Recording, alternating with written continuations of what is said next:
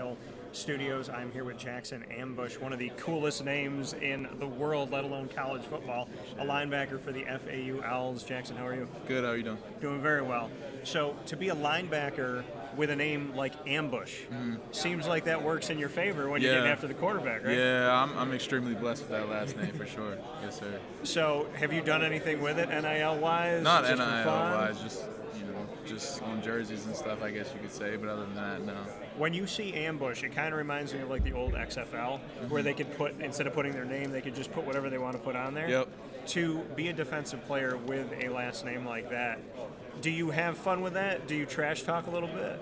I mean, every now and then, I guess, but like more so, it's just, I use it for publicity. Everybody attaches to the last name, they love it, so, I eat it up as much as I can. Yeah, it's very cool. And I had the opportunity to speak with Federico and on the offensive line, and you were obviously right off camera listening into that. What can you say about just the level of competition between the offense and the defense on this team, and just what you get in practice at FAU? Oh, I mean, as productive as trash talking is, it's the productive type, I guess you could say. It's competitive each and every day. It's physical. I mean, there's no days off with us, especially when we're in full pads. I mean, we're going at each other. Tom Herman being your head coach, we've seen him in a bunch of different places. I met him at Houston, then he went off to Texas. He's obviously spent time in the Big Ten and kind of all over. And to have him as your leader at FAU, what can you say about his leadership style and what you like about him as a leader? Coach Herm is he's everything I could ask for as a head coach. I'm blessed to have him. I mean, more than anything, for us to be great football players, he's making us a great man at the end of the day. And, I'll run through fire for that guy. I have his back 100%. Why? Just the man he is. He's 100% authentic, and he tells you exactly how it is. He's just a man of his word. And keeping your word, relationships important. We hear so much from the outside looking in about the enterprise of collegiate athletics, about money, about materials. I've always been a relationship person. It sounds like to you Tom Herman is too.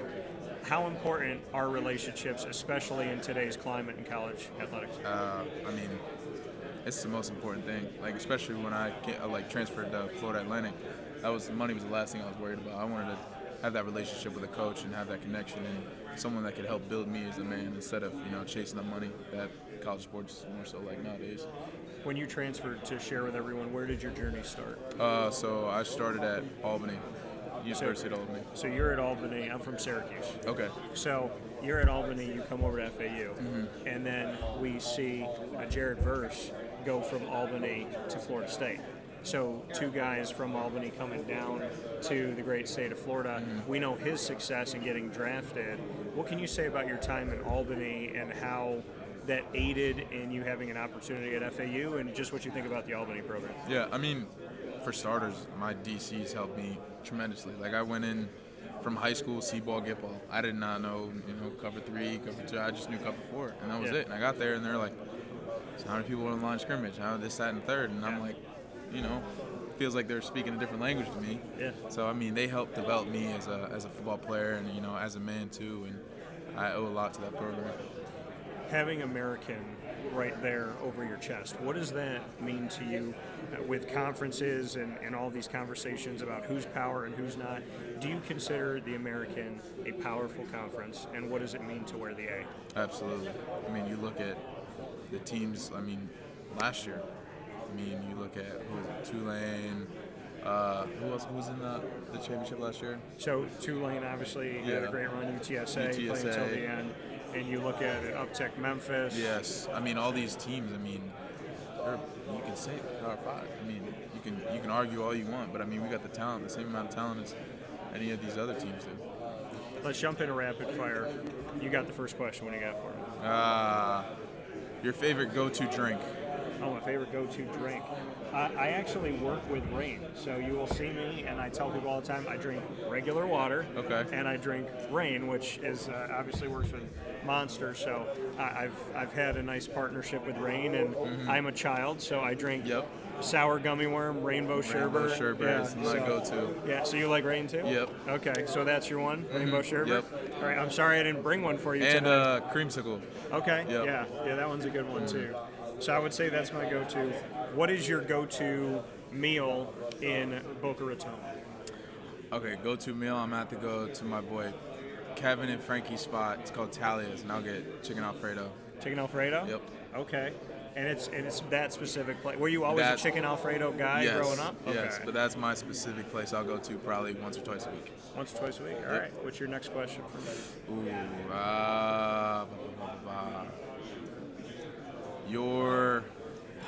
You went to Florida. You've been to Florida. I've been. Yeah, it's our second. It's my second home personally. Okay. And it's the second hub of my company as well. So. What is? A lot of work in Florida. Oh man, that is a lot. Florida's a lot. Yeah, I've done everything I've been Tallahassee all the way down to Miami area. So. Okay. What's your favorite outdoor activity to do in Florida? Oh man. So I do like going to Disney. It's changed over the years, not in a great way, but I always like riding rides, and I have been known for going to Epcot and going on Guardians of the Galaxy and then leaving. Like, I literally just wanted to do that. It's part of my morning. It's like wake up, get some breakfast, ride Guardians, go about my day. Okay. And if I could do that every day, I would. All right. But I would also say St. Pete Beach. I just am in love with the beach down there in the Tampa area. But in Boca, I'm connecting with O'Brien's and getting to do some live shows down in Boca at O'Brien's Irish Pub. A lot of fun, really great atmosphere. And being in Boca, I can honestly say that spending a few days there for the first time ever this past year and being at your stadium and all that, the connection and the people from New York and kind of like building that small world between New York and Florida, I felt welcome and I got invited back. So Boca was kind of like I've never been here before and now I want to go back. Yep. So my question back to you is, give me a vacation spot you've never been that you have to go to. Vacation spot. Ooh, there's two. Okay. I'm gonna go to Greece, All right. or I'm gonna go to Bora Bora. Okay. Why those two? Bora Bora, I feel like there's the little huts. I think those are so cool. Going to one of those, staying in one of those, and then Greece is just absolutely beautiful to me. Fair enough. Yep. Last question you got for me. Does it have to be any question? Give me anything in the world. How'd you get into this profession? I love telling stories. I love making people laugh.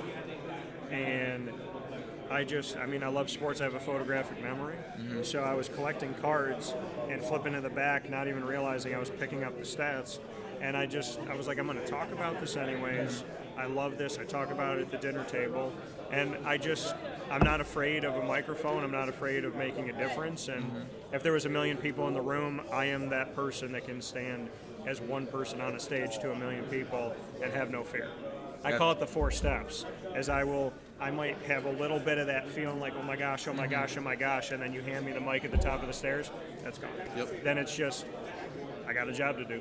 It's like me being on the green. Yeah, same thing. I feel that. So you got a memory like, you ever seen Suits?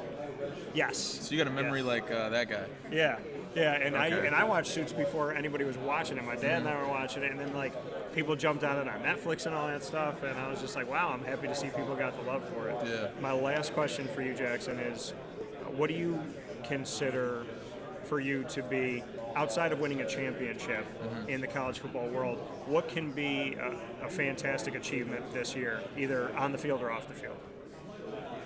For our program? For you. For me? For you personally. On the field. I mean, All-American, All-Conference. Off the field, impact as many people in my community as I can. And how do you do that? Do you go out and do things? Reaching out, with little kids, or try to, just connect with as many people as possible. Coach Herman's really big on that, being in the community. What do you want to say to not only kids, but people of all ages that are going through a tough time, going through some adversity? What do you want to tell them? Something our strength coach always tells us is he's this equation. It's E plus R equals O. There's always going to be an event, but what's your response to get the outcome you want? Jackson Ambush, go out and see him with the FAU Owls all across the country, and of course down in Boca Raton, Florida. Jackson, my pleasure. Yes, sir. Appreciate you. Thank you.